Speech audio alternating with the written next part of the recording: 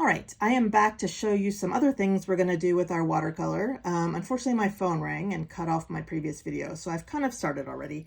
But what I was saying is that we're going to do some experiments at home so that you'll know different things you can do with your watercolors when you come back next week. I've gathered up all of my watercolor scraps, and I'm going to show you the different things I can do. You can see I took masking tape and I divided my paper into 4 sections so I can do 4 experiments on this one scrap.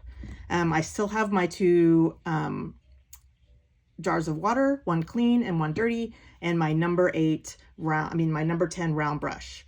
To do my rectangle of solid color, what I did first was that I got my whole square, I painted it with just water, with just clear, clean water out of my clean water jar.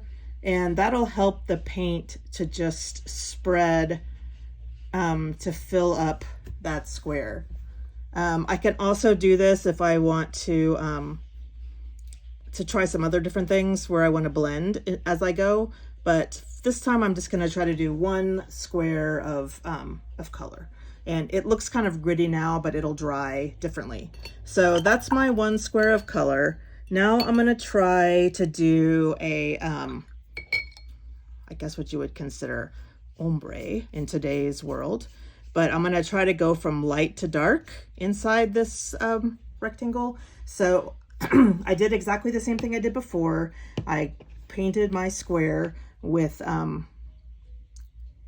just the clean water. And I'm going to try to go down. And hopefully it's going to get lighter every time until I get to the bottom. Okay, so just so I see what my color's doing with more or less water.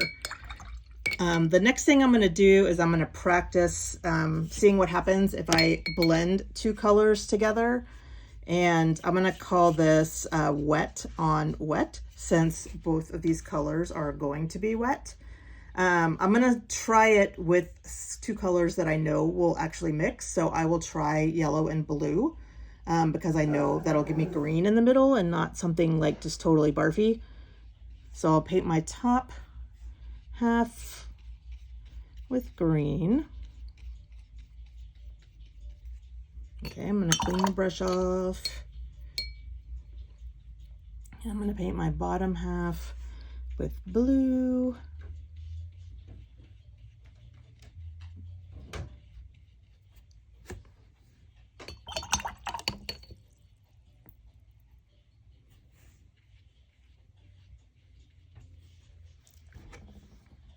So you can see where the 2 different colors meet, you're going to get some blending, and I have managed to get a green. So that's pretty cool. So the next thing I want to show you is how you can paint with water, and your watercolor will follow it. So I've got my brush, I've cleaned it off. I don't have too much water on there, it's not dripping wet. And I'm going to do kind of a snake on my paper. Now I'm going to get a little color on my brush, and I'm just going to touch it. I think I can see it. Touch it to where it's wet, and it's going to go down the water by itself. Now, my line is very thin, so it's a little bit challenging for me to actually see it on this paper. But you can see if I touch it with a brush of paint, it's going to follow that line of water down the paper. Let me see if I can get a bigger one here. So you see the water will stay inside the area that you painted with water and won't necessarily run out over the sides. Now this is no guarantee, so you don't want to like do this just because you don't feel like trying to be careful. But it does give you a way to add some color to a more controlled area. All right, I'm going to stop, and then I'll come back with some more experiments to try.